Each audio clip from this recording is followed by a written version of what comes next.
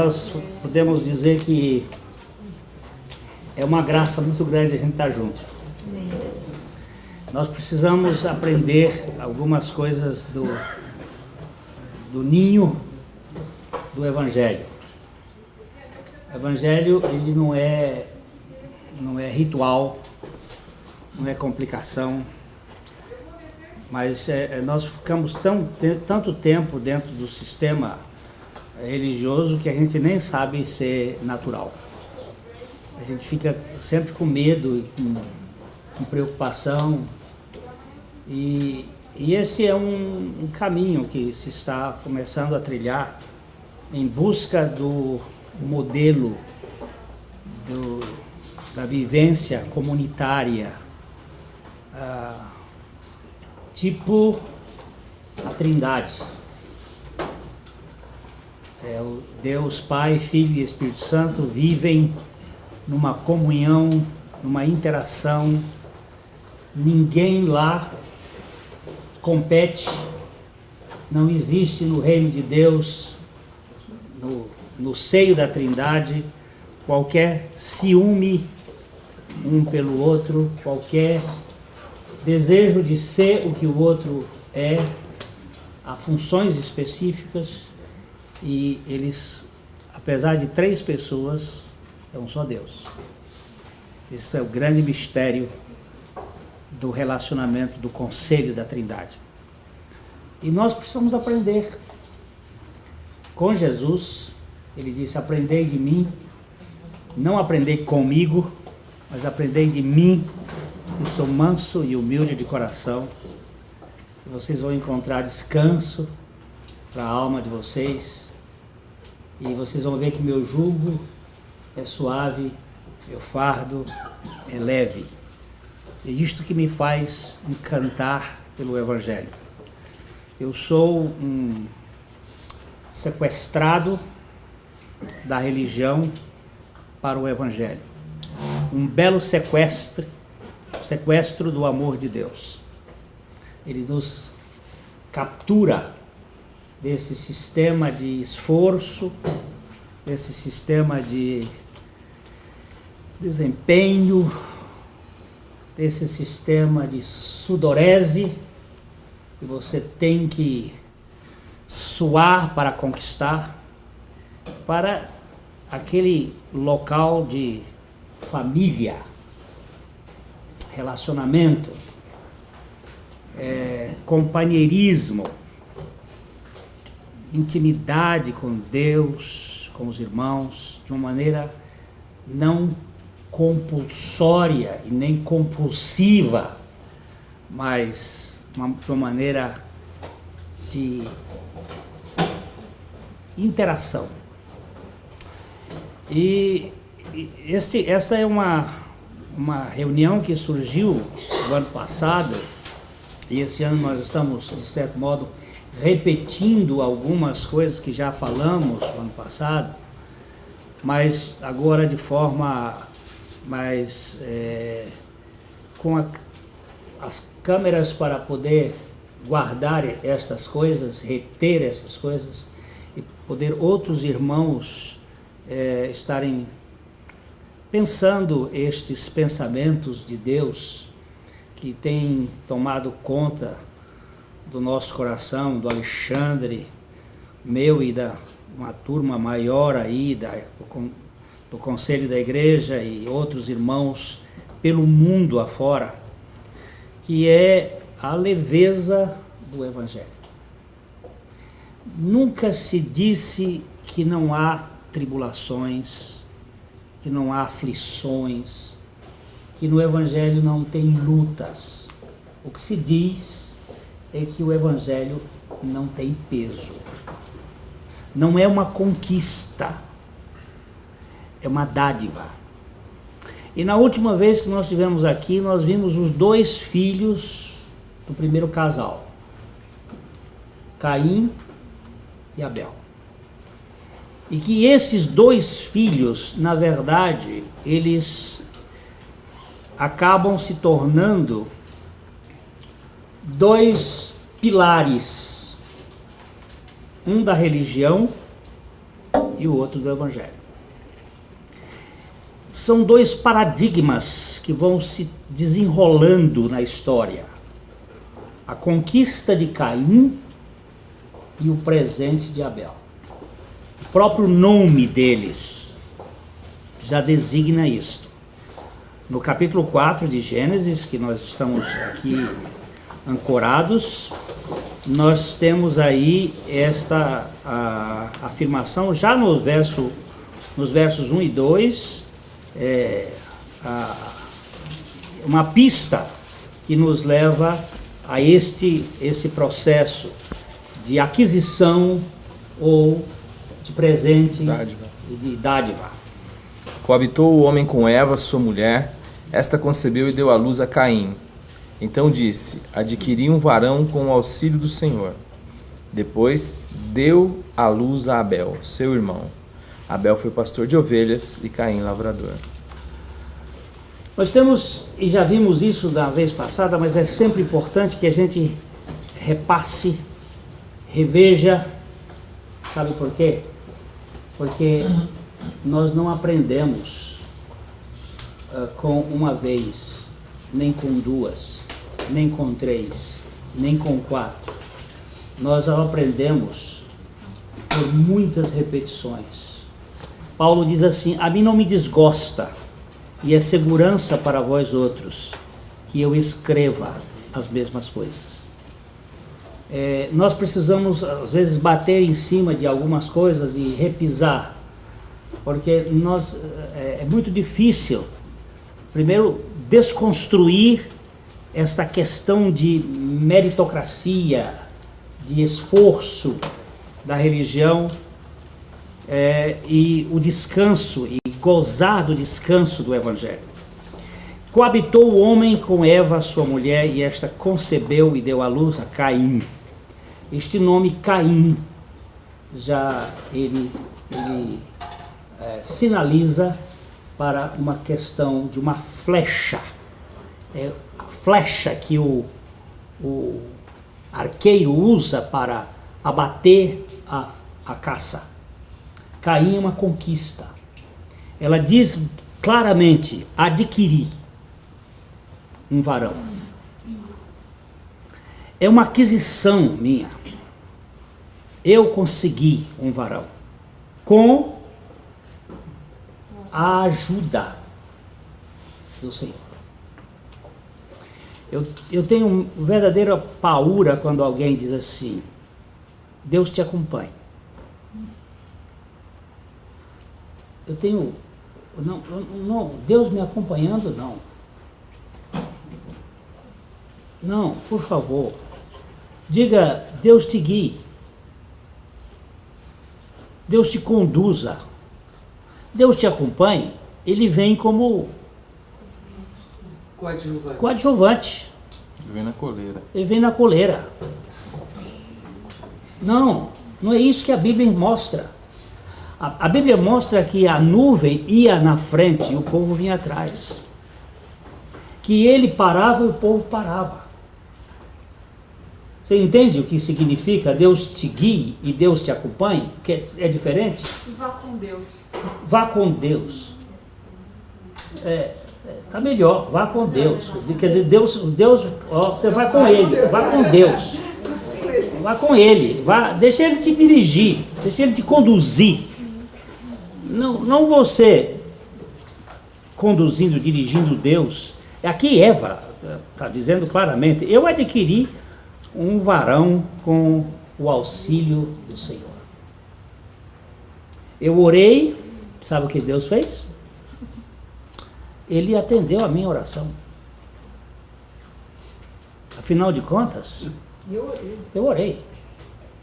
Afinal de contas, muito pode a súplica do justo, e eu sou. Eu gostaria que você entendesse que justo, a partir de Cristo, é um justificado. A partir de Cristo, a justiça não é nossa, é dele. Então, não é que eu não vou fazer nada, é que o que eu vou fazer financiado pela graça de Deus. Paulo chega a dizer assim, olha, eu trabalhei, quanto? Mais do que todos. Mais do que todos os outros apóstolos. Você diz assim, presunção. Parece. Mas ele vira e diz assim, não eu, mas a graça de Deus comigo. É diferente? É diferente. Quando você faz, e aí a gente nota claramente, quando é gente que faz, nós reivindicamos a glória para nós. Nós queremos o relatório para nós. Nós queremos que a nossa imagem se sobressaia. Nós queremos que as pessoas nos aplaudam, porque somos nós que fazemos. Quando Deus faz, e Deus faz às vezes e muitas vezes usando você e eu, nós temos a consciência de que não fomos nós que fizemos. E nós fomos apenas e tão somente instrumentos na mão de Deus. Então saímos do palco e vamos para o camarote agradecer a Deus por ter usado gente tão insignificante como nós. E nós vamos fazer festa dizendo, Pai bondoso, eu te adoro porque o Senhor, apesar de mim, e mesmo contra mim, tu fizeste algo na vida de alguém usando-me para a tua glória. É diferente.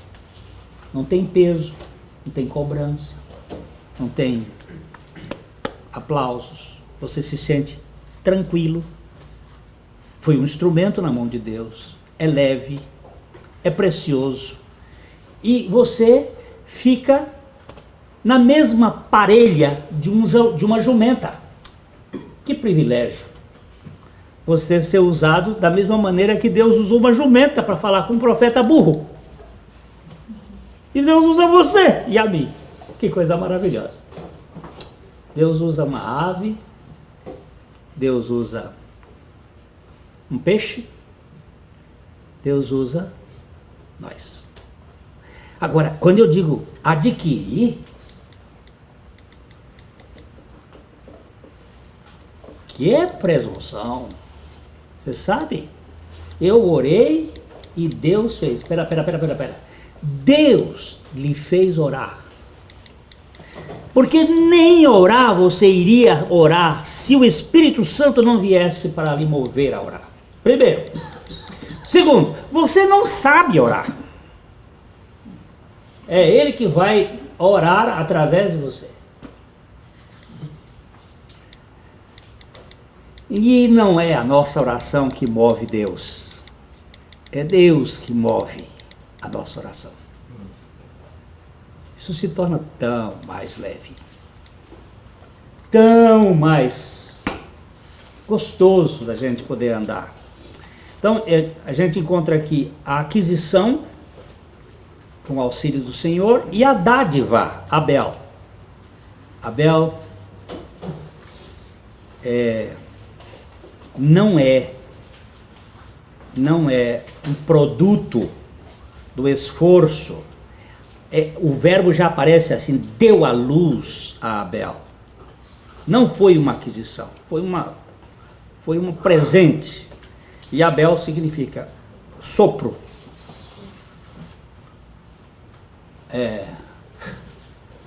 Da mesma maneira que houve um sopro para o homem ser criado, há um sopro, há um vento que dá a vida. E é interessante isso, porque quando Nicodemos perguntou a Jesus como é que uma pessoa podia nascer sendo velha, como é que podia acontecer isso, Jesus disse para ele assim, é como o vento, que ninguém sabe de onde vem e nem para onde vai.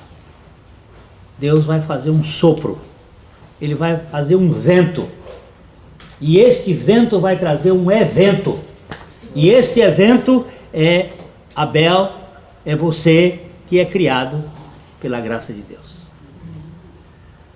Não é você que conquista Deus, é Deus que lhe presenteia com a suficiência de Jesus Cristo. Isso é tremendo, isso é demais, pelo menos para mim. Mas logo você vê aqui também desses dois cidadãos, um era pastor de ovelhas, o outro era lavrador, agricultor. E aqui, dentro do contexto pré-diluviano, é muito importante. Porque nós estamos falando, logo após que eles saíram do Jardim do Éden, ainda com um cardápio vegetariano, onde todos os animais eram vegetarianos, segundo a Bíblia. Eu não entro aqui em conceitos evolucionistas. Eu me apego à palavra de Deus. Eu sei que pode ser uma estupidez para uma mente trabalhada nas universidades, mas eu vou ficar com a Bíblia até o fim. E felizmente estamos verificando muitos cientistas de peso estão voltando para a Bíblia. E quero dizer mais ainda, que o número de criacionistas, cientistas, é maior do que o número de evolucionistas. Viu? Só para vocês terem uma noção. No mundo, mais de 65% dos cientistas são criacionistas.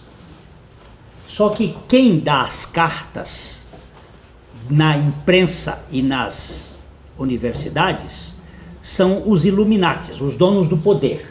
E os donos do poder são anticristo. Então, eles dão a entender que isto é maior, que isto é a verdade. Mas, voltando aqui à questão, nós estamos dizendo que... Pré-diluviano. O Meni era vegetariano e para isto tinha que trabalhar. Se vocês recordam, nós já passamos por esse texto, mas vamos voltar ao capítulo 3 de Gênesis. Nós vamos dar uma olhadinha. Quando Deus está tratando com Adão, ele fala no verso 17, e uma coisa muito interessante. E Adão disse: visto que atendestes à voz da tua mulher e comestes da árvore que eu te ordenara não comesses, maldita é a terra por tua causa. Em fadigas obterás dela o sustento durante os dias de tua vida. Ele usou a palavra fadigas. O que um lavrador fazia naquela ocasião para produzir grãos? Não tinha trator, nem arado, não tinha enxada. Nós estamos aqui na saída. Como é que tinha que fazer? Era com a mão mesmo. Com a mão. E ele foi fazendo experimentos. Em fadigas obterás dela o sustento durante os dias da tua vida. E aí já diz no 18 e 19: ela produzirá também cardos e abrolhos, e tu comerás a erva do campo. Ele está dizendo que ela produzirá espinhos e plantas amargosas e processos bem mais espinhentos, difíceis, hein? Daninhas, ervas daninhas. E tu comerás erva. E aí o verso 19 diz: no suor do rosto comerás o teu pão, até que tornes a terra, pois dela foste formado, porque tu és pó, e ao pó tornarás. Então, você presta atenção que a agricultura era pesada. Era pesada. Adão não tinha nem noção do que Deus estava falando com ele aqui, né? Não tinha. Porque no Éden... Tinha tudo, tinha todas as frutas. Não fazia o menor sentido para ele, com o primeiro agricultor. Não tinha sentido. Não tinha sentido. Agora, o que fazia um pastor de ovelhas naquele tempo? Não tinha lobo para comer ovelha. Eu estou falando de... Tinha o lobo, mas não comia. Né? Tinha um lobo para comer. Não tinha animais carnívoros. O que um pastor de ovelha fazia? Passeava com as ovelhas. As ovelhas não tinham predadores. E ele andava com o seu rebanho. Ora, você vê aqui nos dois, que a Bíblia já diz assim, Abel foi pastor de ovelhas. Interessante que a Bíblia antecipa o projeto, emprego, profissão, a ocupação de Abel, antes da de Caim, sendo Caim o primogênito. Podia dizer Caim era lavrador, mas como ela quer dizer alguma coisa a mais aqui? Ela está dizendo, Abel foi um ocioso e Caim foi um negociante. Ócio e nequiócio. Essas são duas palavras muito interessantes. A gente diz assim, mas ócio é coisa de gente preguiçosa. Não. Ócio é coisa de gente produtiva. Não estou falando de preguiça. Ócio criativo. Vocês já viram falar nesse livro? O ócio criativo? Domenico De Masio, o italiano que aprendeu a ficar 6 meses de ócio e trabalhar 6 meses ociosamente. Porque se trabalhar demais, desse dinheiro, jumento era milionário. Brincadeiras à parte, eu quero dizer que é mais fácil você ganhar descansando do que estressado. Dizem que quem trabalha demais não tem tempo para ganhar dinheiro. E o problema é o seguinte, não se realiza, porque ele fica estressado. Meu filho estava trabalhando muito, e eu comecei a perceber que ele ia ter um momento desses aí, ele ia ter alguma coisa parecida com infarto, qualquer coisa. Ele estava feito burro de carga. Então eu comecei a mandar uns torpedinhos para ele. Deixa eu ver se está aqui. Uma que eu mandei e ele... aqui.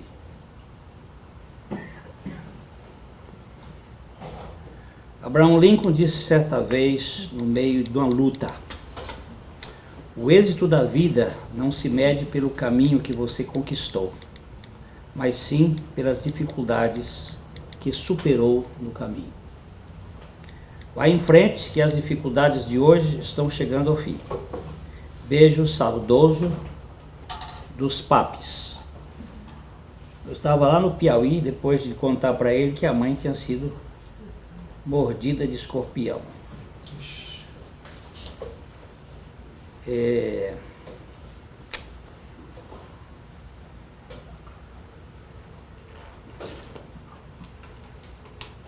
Espera aí que eu tenho outro aqui que está outro. É tanto troço que a gente bota nesses troços que acaba não sabendo onde é que está. Não é você que eu estou querendo não, viu, cara? Eu quero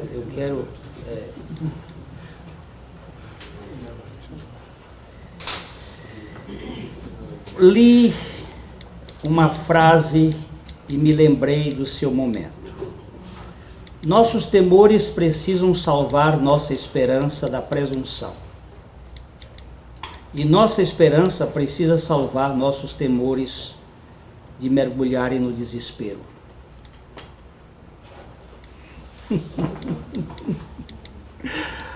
Aí ele botou nice papis. Muito bom. Estou em Porto Alegre hoje e volto amanhã. Guerra todo dia. Mas vamos em frente. Deus sabe das coisas todas e eu não sou mágico. E Ele sabe disso. Aí o velho vai dizendo, Deus, o Senhor sabe. E aí fomos, e passava para ele, percebi ainda outra coisa debaixo do sol. Os velozes nem sempre vencem a corrida. Os fortes nem sempre triunfam na guerra. Os sábios nem sempre têm comida. Os prudentes nem sempre são ricos. Os instruídos nem sempre têm prestígio. Pois o tempo e o acaso afetam a todos. Porém, os que confiam no Senhor, ainda que tenham perdas, jamais se desesperam. Eles sabem que depois da noite escura tem sempre uma manhã de ressurreição. Quando foi a semana passada, ele me deu uma assim, eu fui falar com ele, disse, como é que você está? Joguei tudo pro alto. O que foi? Ele disse, eu não tenho mais nenhum peso sobre as minhas costas, porque tudo está nas mãos de Deus. Uau! Isso significa, eu não tenho que me esforçar para conquistar. Eu tenho um Deus que se empenha em me alcançar. E aí, queridos, eu vou dizer para vocês uma coisa. O que Abel fazia? Nada? Não, fez muito. Passeou muito. Divertiu-se muito. Alegrou-se muito. Teve muita comunhão com Deus e cuidou bem do rebanho. Porque no momento de oferecer o seu sacrifício, ele não trouxe o esforço do seu suor, como trouxe Caim, mas trouxe as primícias do seu rebanho, que Deus havia feito prosperar. É diferente ou não? Hein, Morangão? Muito. E o que é que você me diz nesse negócio? Estava pensando aqui nas coisas que o senhor estava falando. E como ali são dois tipos, e como quando o Espírito vai lançando luz, as coisas vão ficando cada vez mais claras. E eu atendi uma pessoa e com pensamentos suicidas muito forte e com uma depressão muito forte. E a gente começa a conversar e a cavucar um pouquinho as coisas, e você vai encontrar no fim disso tudo um desejo de afirmar a sua identidade e confirmar a sua aceitação por meio daquilo que faz. E quando eu perguntei qual que era a relação dela com Deus, a resposta dela foi: faz tempo que eu não vou à igreja. Eu falei, são duas coisas bem diferentes. Uma coisa é a relação com Deus, outra coisa é você frequentar um grupo, uma comunidade. E eu percebi como, na conversa com essa pessoa, projeções familiares colocadas na pessoa de Deus, a ideia desse Deus que nada mais é também do que uma projeção de nós mesmos, um Deus que está ali para aplaudir o esforço daquele que faz, e um Deus que está para desdenhar daquilo que não é produto nosso. Um Deus que olha para fracassados e os expõe, Um Deus que olha para fracassados e os recusa, os rejeita. E um Deus que está o tempo inteiro incentivando essa estrutura de adquirir, de desempenho, de ser humano, de ser mais, de ser melhor do que o outro, de ter mais, de saber mais. Isso muitas vezes é colocado como bênção, né? E eu fico vendo na nossa vida essa nossa relação com Deus, e eu sempre faço questão de que a gente sempre pense esse trabalho aqui, essa leitura das Escrituras a partir de Jesus Cristo, com Cristo como esse leito hermenêutico que revela e que dá sentido a tudo que foi dito e escrito, e como isso é tão presente nas nossas vidas, a distinção que nós precisamos fazer entre aquilo que é religião e aquilo que é evangelho, e como isso é claro, a cada dia mais claro. Quantas pessoas vivem angustiadas, vivem carregando o mundo e Deus nas costas. Um Deus que é sustentado pelo seu desempenho, e um Deus que você sabe que mais cedo ou mais tarde, porque no fundo que você é um ser finito, falho, você não vai conseguir sustentar. E uma outra coisa que me chama a atenção é que quando a gente depende do que faz para sustentar Deus e o mundo, a ansiedade, a angústia, o prazer, a ansiedade e a angústia se estabelece, e o prazer de Deus desaparece, porque só forçado, só com medo, só para receber uma bajulação mesmo, ou uma bênção, quando eu estou vivendo um momento de assertividade ou de desempenho produtivo, de muito suor, quando eu estou molhado de suor, talvez eu busque a presença desse Deus para ver se de alguma maneira Ele me recompense. Mas quando eu estou identificado com a fraqueza, ou seja, quando a minha fraqueza está exposta, não é um Deus em quem eu tenho prazer. É sempre este comércio. E isto gera uma angústia muito grande, além de tirar todo o significado do que nós fazemos. Porque sempre que eu faço para ser aceito, no caso do sacrifício, a ideia que me parece de Caim é a ideia de dizer assim, olha aqui, me custou algo. Olha aqui, eu preciso que o Senhor reconheça o meu esforço. Mas Deus não pode, por amor a nós, trabalhar dentro desse princípio. Porque todas as vezes que nós pensamos que somos aceitos por meio daquilo que fazemos, o amor de Deus não atravessa o nosso peito, não chega na nossa alma, não toca o nosso espírito. Porque nós sabemos que esta construção superlativa do super-homem, ela é mentira a nosso respeito. Toda religião parte da farsa. Você precisa ser quem você não é. O fato é que nós somos pecadores, diz a palavra de Deus. Não há um justo, nenhum sequer. Não há ninguém que entenda, não há ninguém que busque a Deus. Todos se extraviaram e a uma se fizeram inúteis. Não há quem faça o bem, não há nenhum só. E eu sei disso no meu íntimo.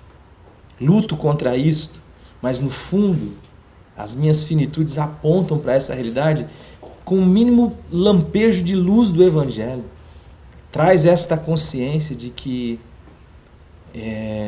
se for depender das coisas que eu faço, jamais será um amor por meio daquilo que eu sou. Jamais a razão de amar de Deus será o seu próprio ser que é amor. É sempre um amor de negócio.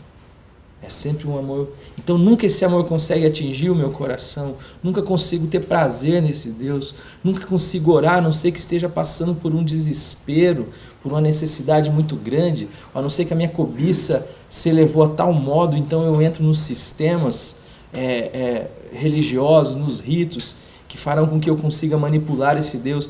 mas jamais terei prazer, aquele prazer de simplesmente deitar no colo do meu pai e muitas vezes se ver indigno e se perceber amado, um amor que chega a constranger, que chega a doer, mas que é amor e que atravessa a minha carne, entra na minha alma e traz sossego à minha alma e descanso à minha alma e significado para mim, porque não depende do que eu faço, depende do que Ele é, depende do que Ele fez.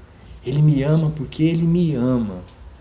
E aí ainda que eu fuja dele, por mais que eu fuja desse Deus, um dia esta consciência me invade novamente, como filho pródigo, eu caio em mim. E talvez eu diga assim, quantos trabalhadores do meu pai não passam pelo que eu estou passando? E sinta saudade da casa dele, do ambiente da casa. Ambiente que enquanto eu não entendi isso, ou seja, o fato de que Deus me ama porque Ele me ama, eu achei que tinha direitos. Achei que tinha direitos e que tinha a capacidade e a condição de governar as coisas pelo meu nariz. Mas quando eu me deparo com a minha falência, e isso é positivo, eu falando para essa pessoa, esse é um momento precioso, porque pode ser um momento de encontro com você mesmo. E quando nós nos encontramos com a gente mesmo, é desesperador a princípio. Mas quando nós encontramos com Deus, um Deus que ama fracassado, Um Deus que vem buscar você no seu desespero. um Deus que usa todas essas circunstâncias da vida para poder te alcançar no seu buraco, no seu desespero, para poder dizer, filho. E só adiantando um pouquinho, você vai perceber que no texto é o que Deus faz. Ele fala para Caim, ele vai a Caim, ele diz, faz igual o seu irmão. Se agires bem, não é certo que serás aceito. E agir bem aqui não é desempenhar melhor e mais, é reconhecer a verdade do Evangelho, que é Deus quem nos ama, que jamais poderemos alcançar a Deus por desempenho nenhum, mas que é Deus que vem ao nosso encontro, e que para poder vir ao nosso encontro, Jesus Cristo foi sacrificado, o Cordeiro Santo foi imolado, e nós queremos rasgar isso tudo, deixar isso de lado, e seguir no desespero proposto por Babel, de subir, de erguer uma torre, de modo que alcancemos o céu e façamos o nosso nome notório. Enquanto o descanso do Evangelho é um Deus que desce, é um Deus que vem atrás de gente perdida, de gente que não pode. Isso traz descanso para a nossa alma, isso nos dá contentamento. E Deus então pode fazer da minha e da sua vida uma vida frutífera, porque não somos nós mais quem vivemos, mas é Jesus Cristo que vive em nós. Então, essa é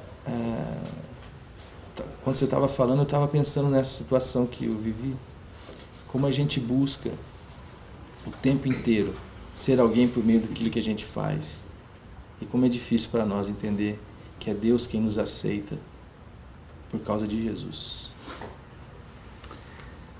Há um teólogo que eu me tornei amigo dele, mas ele não é meu amigo, porque ele não me conhece, mas eu conheço os escritos dele e me apaixonei pelo que ele escreveu e me tenho como seu amigo sem que ele seja meu. Wayne Jacobsen. Ele disse uma coisa muito interessante, que ele estava falando para as pessoas sobre a amizade com Deus, um Deus amigo, e alguém suspeitou, mas isso é uma espécie de profanação, uma espécie de você ser amigo de Deus, é banalizar muito Deus. Você, quando vai ao presidente da República, você vai assim como amigo? Disse não. Na verdade, quando eu vou ao presidente da República, nunca fui, mas se tiver que ir, vou me vestir com a melhor roupa, vou usar as melhores palavras, mas garanto que o presidente da República não será meu amigo, nem vai brincar comigo, porque só quem brinca com a gente e nos aceita como a gente, com a roupa que a gente está, é o nosso pai.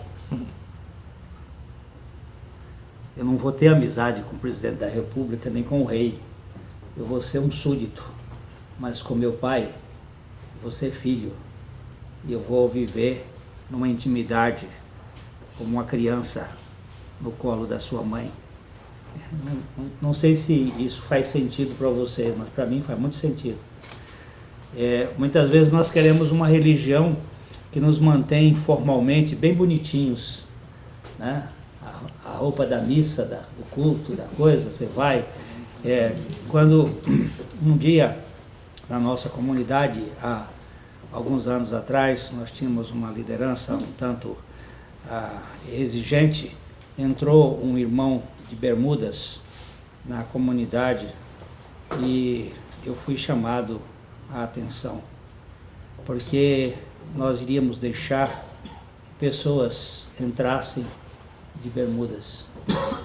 Ele disse, eu prefiro que falte nas pernas dele algum pedaço de calça do que sobre na língua de alguns, para trazer mal-estar àqueles que precisam ser aceitos. Talvez eu não dissesse isso hoje com essa veemência, mas talvez eu dissesse. Eu tenho aprendido com Jesus uma coisa muito interessante. Jesus foi sempre muito acessível aos fracassados, aos pecadores, aos indignos, mas ele vergastava com veemência contra a religião, os fariseus e saduceus e toda essa turma que quer colocar fardos sobre as pessoas. Eu prefiro uma pessoa de bermudas que esteja ouvindo o Evangelho do que um enfadado do Evangelho. Eu prefiro que nós possamos... Enfardado. Enfatiotado, mas distante da intimidade e do relacionamento com Deus. Se vocês souberem desse fato, vão ficar com certa pena, mas Van Gogh era pastor. E ele pregava na Holanda para os batateiros, os plantadores de batata. E ele se vestia como os batateiros. E muitas vezes foi para o púlpito sem camisa. E a igreja o expulsou. E ele ficou muito perturbado. E ele foi para Montparnasse, na França, onde ele pintava. O único quadro que ele vendeu foi para o Theo, seu irmão. Deus. Hein? Deus. O Theo comprou um quadro de Van Gogh. Ele acabou morrendo na frustração contra a religião, contra o sistema. Mas as pinturas dele refletem alguma coisa que só posteriormente o mundo veio compreender. Ainda bem que ele não viu.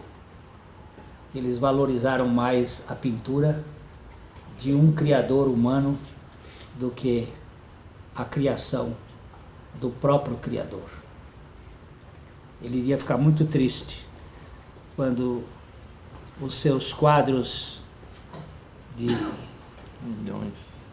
milhões, mas de plantações de girassóis ficaram tão caros, né, que chegaram a milhões de dólares. E pouca gente tem os olhos abertos, como dizia Pascal. Em vez de você ver a pintura do artista, vê o artista da pintura. Vê Deus na criação de todo esse universo. E, gente, Caim, depois de um tempo, trouxe uma oferta. Qual foi a oferta? O fruto da terra, a conquista dele, o que ele trazia era fruto do seu esforço. E Abel, as primícias do rebanho. E a Bíblia diz assim: agradou-se o Senhor de Abel e da sua oferta. ele não agradou-se da oferta e de Abel. Ele agradou-se de Abel e da sua oferta. Hoje em dia, os pregadores ficam fazendo você dar a oferta porque eles se agradam da oferta e não do ofertante. E se o ofertante não der o tanto que eles exigem, você é penalizado. Hoje existe até CEPROC de dízimo. Se você pensa que isso é... Eu vi isso. Débito automático. Débito automático. Deve em conta agora. Mas tem CEPROC. Vai para... Eu fui numa É que eu sou do tempo do CEPROC, é Serasa agora, né? Eu fui numa comunidade que os que não estavam em dia com os dízimos estavam os nomes escritos assim num quadro na frente da igreja e com uma restrição, não podiam participar da ceia. Você imagina um negócio desse? Mestal, né? Você imagina um negócio desse?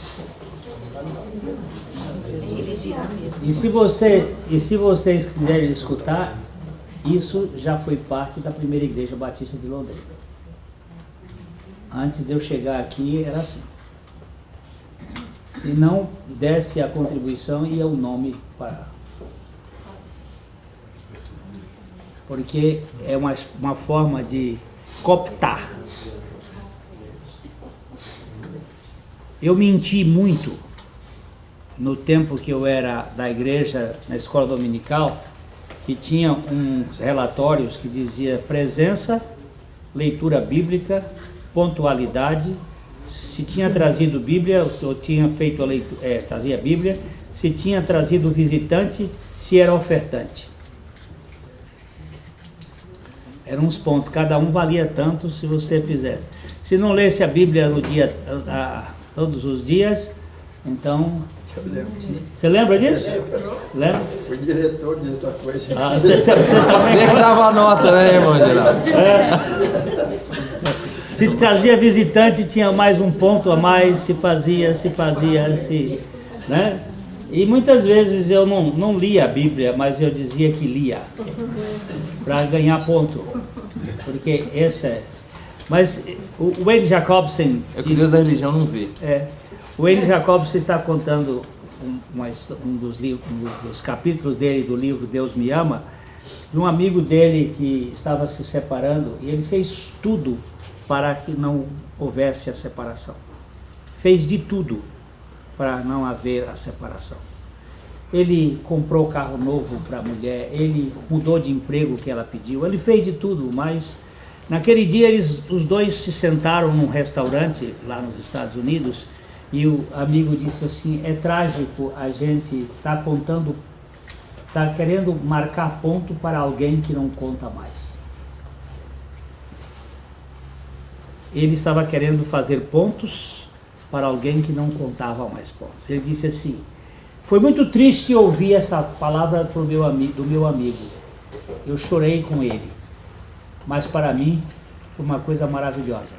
Porque durante toda a minha vida eu vivi um cristianismo tentando marcar ponto para um Deus que não contabilizava mais pontos. Porque toda a questão da vitória nossa está em Cristo Jesus.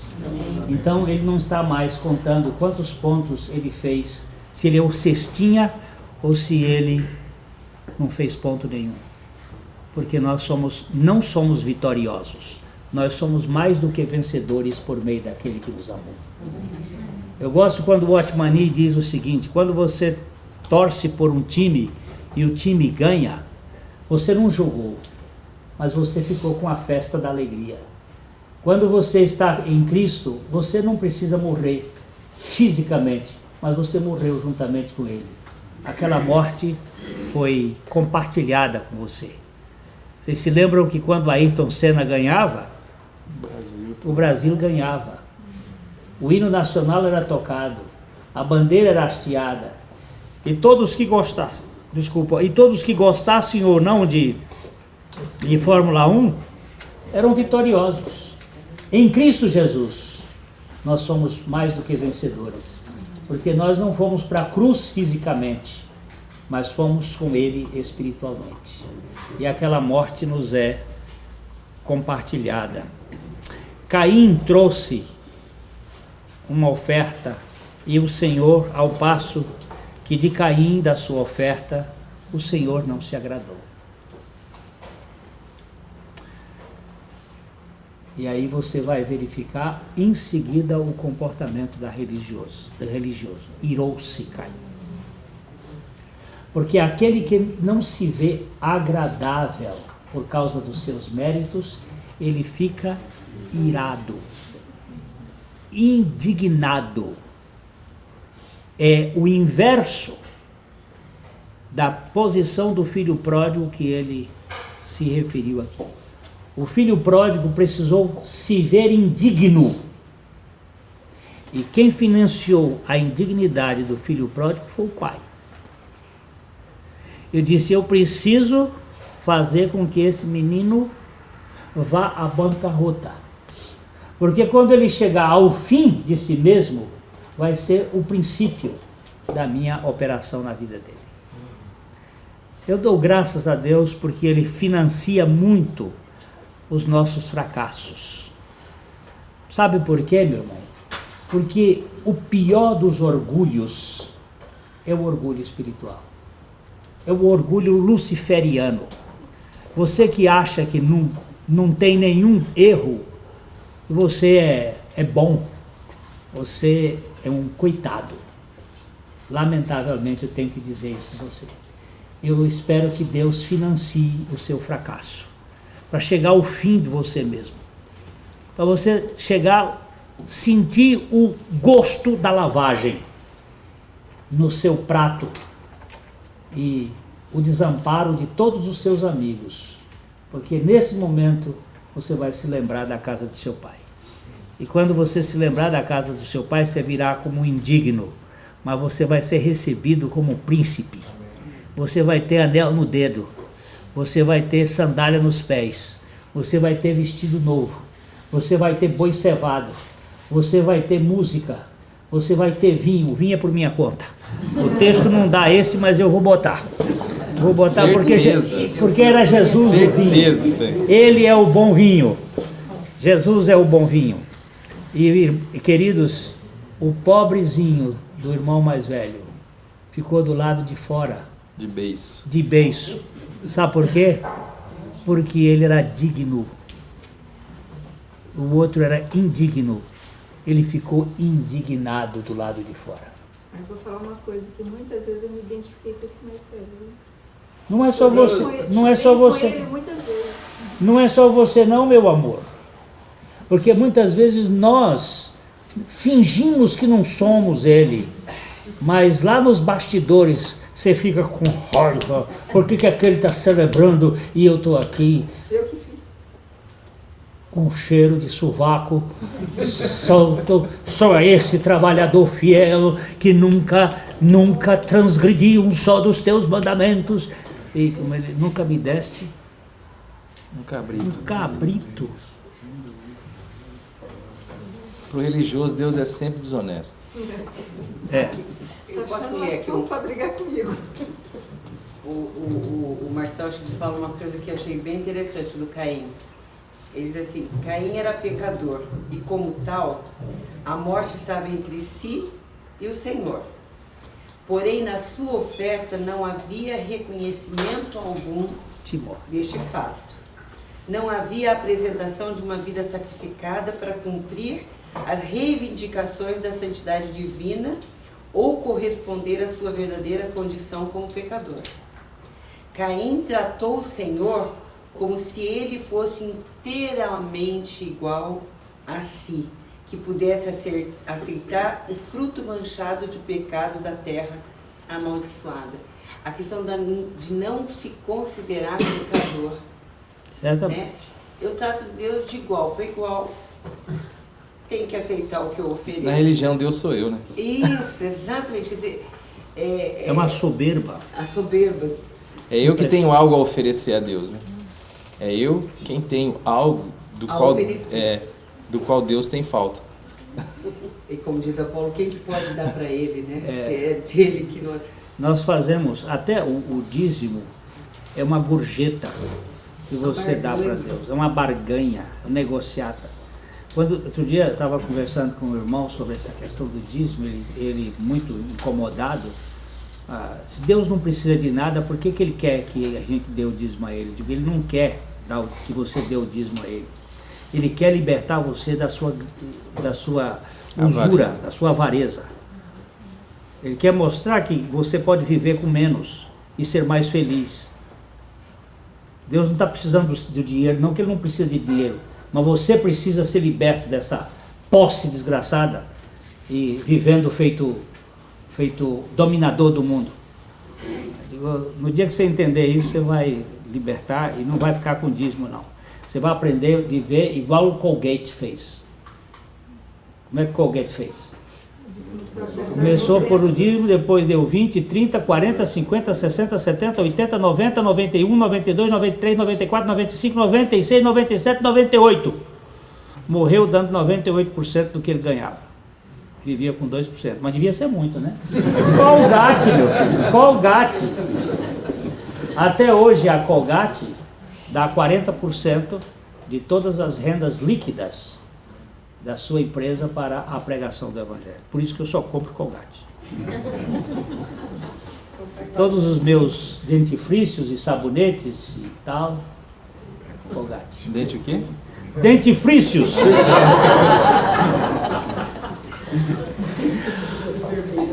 Colgate, pra gente sorrir bonito. Direito à propaganda. Direito à propaganda. Aí o cara chega lá e fala: puxa vida, né, Deus? Bati o carro, só tô usando Colgate, o senhor me dá uma dessa. Aí ele diz: ria, meu filho, ria, mostra seus dentes e veja que eu sou o comandante desse negócio. Descaiu-lhe o semblante. Irou-se e descaiu-lhe o semblante. Alexandre, você já viu religioso que não seja, tem aquela cara de caju murcho? Tem uma carinha de santo comprido É? também. Ele está sempre como executivo que está na beira da falência e fazendo o esforço de mostrar que tem quando não tem.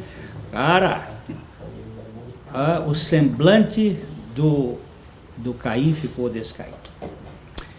Eu estou indo essa semana, de manhã, para a Argentina conversar com pastores. Vocês orem por nós. E a semana que vem, aqui, firmes e fortes, com Alexandre. Porque ninguém é de ferro. Né? Eu vou até domingo ficar lá em Mar del Plata com os pastores, depois eu vou dar um passeiozinho lá em Mendonça. Qualquer coisa que você pensa aí eu vou fazer. Mas nós vamos estar aqui juntos em espírito. Na hora da reunião pode saber que estamos juntos. E, queridos, vamos olhar bem para esse lado. E nós vamos estar em espírito lá também. Também. Cada vez que eu beber um copo d'água, eu vou lembrar da minha irmã. Água. Mas é vinho, Glenn. Milagre! Transformação! Ele transforma esses ranzinzas em suco de alegria.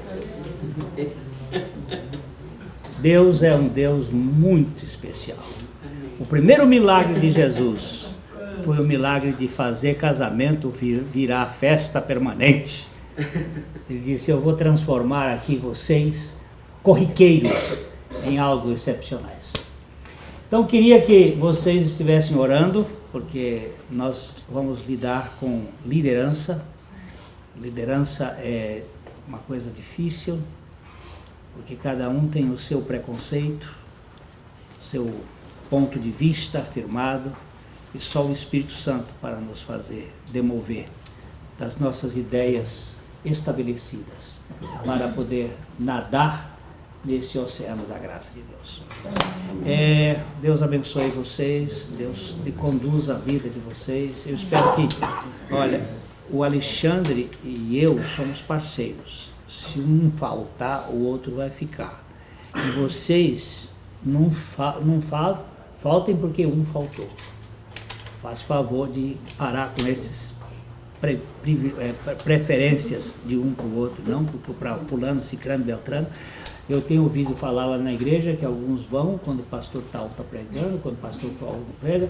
Isso já existia na igreja de Corinto, mas é lamentável que essas coisas existam e é terrível saber que esse tipo de coisa é financiado pelo inferno, não pela obra de Deus. A obra de Deus é que nós estejamos juntos na alegria e na tristeza. Senhor, obrigado por essa comunhão. Vai ter pão.